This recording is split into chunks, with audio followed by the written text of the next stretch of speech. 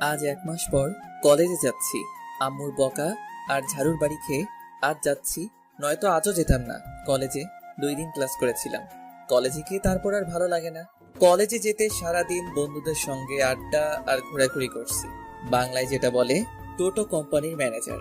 আচ্ছা, আপনাদের পরে সব বলছি, আমি আগে কলেজে গিয়ে নেই, লেট হয়ে গেছে। তারপর দৌড়ে চলে এলাম কলেজে। ক্লাসে ঢুকতেই ভিতরে দেখি একটা মেয়ে বসে আছে। সেটা হচ্ছে ম্যাডাম। দেখতে একদম পরীর মতো। দেখেই এক বস্তা ক্রাশ খাইছি। একদম পরীর মতো দেখতে। মনের দরজা জানালা সব খুলে গেছে তাকে দেখার জন্য। কিন্তু সেটা তো ভুল হবে ক্রাশ খেলে। না, মনের দরজা জানালা সব বন্ধ করে দিতে হবে। ক্রাশ ভুল করে খাইছি। সে তো আমার থেকে অনেক বড়, আর তো এখনো চকলেট খাই। তাইলে ক্রাশ খাইয়া কি দিন যাইবে? এখন আমার চকলেট খাওয়ার বয়স, প্রেম করার বয়স হয় নাই। তারপর যখন অনুমতি নিতে যাব ক্লাসে যাওয়ার জন্য, তখন ম্যাডাম আমার দিকে তাকিয়ে এক নজরে চেয়ে আছে। 5 মিনিট সময় হয়ে গেল, তবু চোখের পাতা নড়ে চড়ে না। ভিতরে যেতেও পারছি না। বলেন তো কেমনটা লাগে? কেমন জানি লজ্জা লজ্জা লাগছে। আম্মু ছোটবেলা বলতো, কেউ বেশি চেয়ে থাকলে নজর লাগবে। তারপর আমি আমার 2 হাত দিয়ে মুখটা ঢেকে ক্লাসে গিয়ে সবার শেষে জাহিদের কাছে গিয়ে বসে পড়লাম।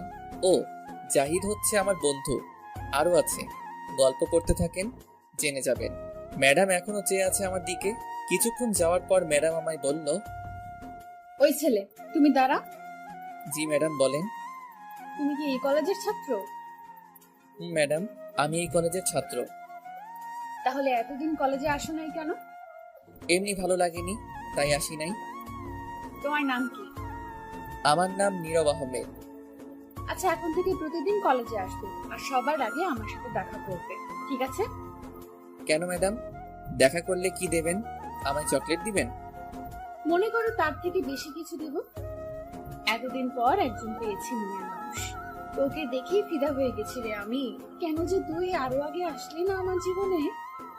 তখন আমি বললাম, আচ্ছা ঠিক আছে ম্যাডাম। আর শোনো, যাওয়ার সময় দেখা করে যাবে আজ। আমি মাথা নাড়িয়ে হ্যাঁ বললাম। তারপর বসে পড়লাম। পাশে তাকিয়ে জাহিদ অবাক হয়ে তাকিয়ে আছে। শুধু জাহিদ না, ক্লাসের সবাই তাকিয়ে আছে অবাক হয়ে। তখন ম্যাডাম ব্যাপারটা বুঝতে পেরে সবার উদ্দেশ্য করে বলল, সবাই নিজের পড়ার দিকে মনোযোগ দাও। তারপর সবাই বইয়ের দিকে তাকালো। তখন জাহিদ বলল আমায়, দোস্ত, ব্যাপারটা কি বলতো? ম্যাডাম তো কারোর সাথে এমন করে কথা বলে না, সব সময় রাগী মুডে বসে থাকে, কিন্তু তুই আসার পর এমন শান্ত হলো কেন? মুখে হাসি ফুটেছে। কি জানি দোস্ত, আমি তো শুধু এটাই জানি, চকলেট খাও, মুখে হাসি ফুটাও। শালা, তুই এত চকলেট খাস বলে ভাবিস না সবাই চকলেট খায়। তুই তো একটা পিচ্চি ছেলে।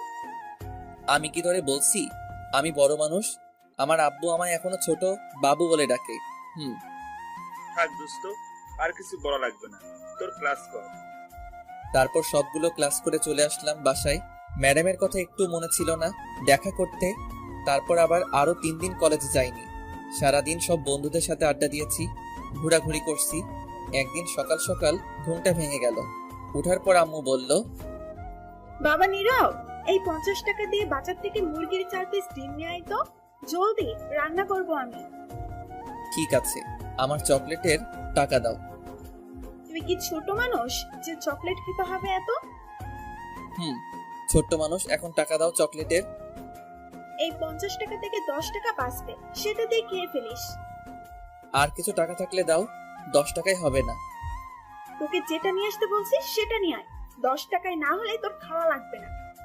তারপর আর কোনো কথা না বলে চলে গেলাম বাজারে ডিম নিয়ে। চকলেট খেতে খেতে আম্মুর কাছে এসে ডিম দিয়ে বললাম, আম্মু এই নাও ডিম, এখন তুমি রান্না করো, আমি যাই। তখন আম্মু আমার দিকে অবাক হয়ে কিছুক্ষণ তাকিয়ে থেকে বলল, এটা তুই কি নিয়ে আসছিস? কেন আম্মু? ডিম নিয়ে আসছি রান্না করতে। তখন আম্মু আশেপাশে তাকিয়ে কি জানি খুঁজতে লাগলো। তখন আমি বললাম, কি খুঁজতেছো আম্মু? তখন আম্মু ঝাড়ু নিয়ে বলল, তোকে আজ এই ঝাড়ু দিয়ে মেরে তোর হাত পা সব ভাঙবো।